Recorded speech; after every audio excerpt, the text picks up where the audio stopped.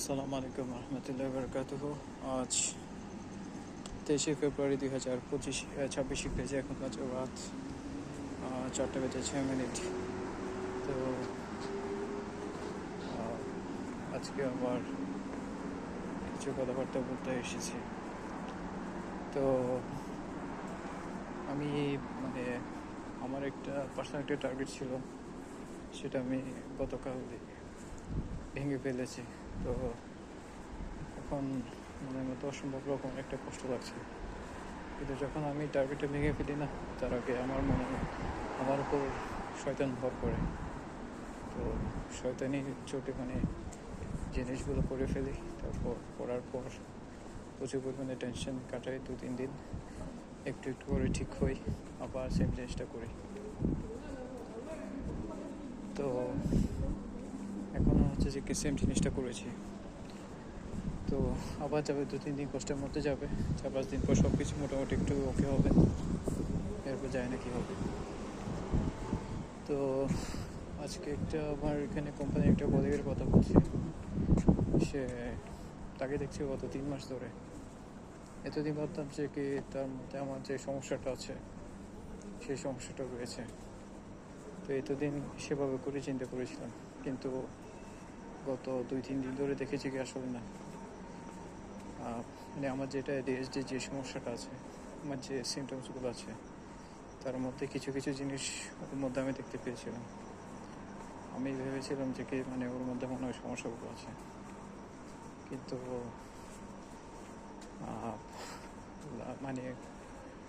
Last 2 দিন ধরে দেখলাম যে কি না, আসলে ও আমার চেয়ে তো অনেক বেশি ফাস্ট। প্লাস ও কাজ যেগুলো করে দেখে শুনে করে, জেনে বুঝেই করে। প্লাস ওকে জিনিস একটা করে দিলে ওর কোনো সমস্যা হয় না, সে মনে রাখতে পারে জিনিসটা। তো তবে ওইটা আর কি, ওই জিনিসগুলো আমার করতে অনেকদিন আমার সময় লেগেছিল। আমি অনেক ভুলও করেছিলাম, অনেক ঝামেলা করেছিলাম। তো শেষ পর্যন্ত গিয়ে আস্তে আস্তে মোটামুটি এখন একটু হয়েছে। এখন একটু আগের চাইতে বেটার হয়েছে। তবে এখনও ভুল করি, যেমন আজকেও একটা মারাত্মক একটা ভুল করে গেছিলাম।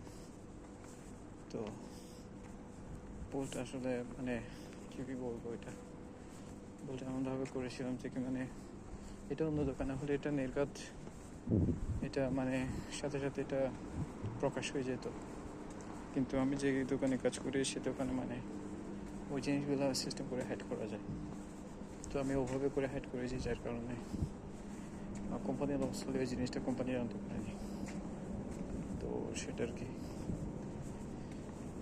তো আমি মাঝে মধ্যে ওই জিনিসগুলো চিন্তা করি যে ওই যে ছেলেটা সে মনে হয় লেখাপড়া একটু কম করেছে।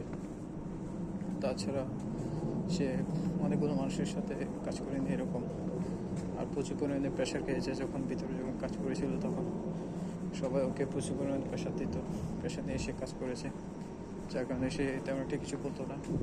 আর ভুল করলেও জিনিসটা নিয়ে অত বেশি করতো না, প্রতিবাদ করতো না, অনেকে বলতে তো নির্ঘাত করতো। তো সেটা আর কি। যখন পরবর্তীতে যখন সে আস্তে আস্তে বাইরে কাজ করা শুরু করলো আমাদের সাথে, তো প্রথমত ওর একটু কষ্ট হয়েছিল 3-4 দিন, 4-5 দিন। তবে ও তেমন একটা বিশেষ সুযোগ পায়নি। তো পরবর্তীতে যখন সে সুযোগ পায়, নিজেকে মেলে ধরার চেষ্টা করে সে, অনেক পারে হচ্ছে, অনেক কিছুতে সে পারদর্শী। যে দেখলাম, যা বুঝলাম, আমাদের চাইতে অনেক এগিয়ে গিয়েছে। যে জিনিসটা আমার হয়নি, আমার 3-4 মাস সময় লেগেছে। প্লাস আমার প্রচুর পরিমাণে ভুল করতাম, ভুলের কারণে আমাকে এক জায়গা থেকে ট্রান্সফার করতে বাধ্য হয়েছিল, আমাকে অপমান সহ্য করতে হয়েছিল। তো সেটা আর কি। তো এখন আমি একটা জিনিস চিন্তা করি যে একটা ADHD মানুষ আর একটা নন ADHD মানুষের মধ্যে পার্থক্য কতটুকু পার্থক্য। আমি এতদিন ধরে কাজ করেও, গত 7 মাস ধরে কাজ করেও আমি যে জিনিসটা আয়ত্ত করতে পারিনি বা আনতে অনেক সময় লেগেছে, সেই জিনিসটা সে কিছুদিনের মধ্যে, 7-8 দিন বা 1 সপ্তাহের মধ্যেই সেই জিনিসটা তার মধ্যে এসে গিয়েছে। কতটুকু ডিফারেন্ট একটা মানুষ একটা নর্মাল মানুষ আর একটা এডিএইচডি মানুষের মধ্যে। তো সেটার কি,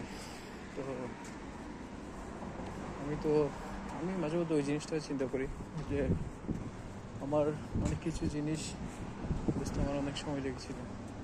যেমন একটা মানুষ যে জিনিসগুলো আমার, বিশেষ করে আমার ফ্রেন্ডস যারা আছে বা আমার কলিগ যারা আছে ওদের মধ্যে আমি জিনিসগুলো দেখেছিলাম যে ওরা যে বয়সে যে জিনিসগুলো মানে মোটামুটি বুঝে গিয়েছিল বা বুঝতে শিখেছিল বা জেনে গিয়েছিল, সেই জিনিসটা আমার জানতে বুঝতে আমার আরও 4-5 বছর, কোনো সময় মানে 10 বছর প্লাস আমার সময় লেগেছিল।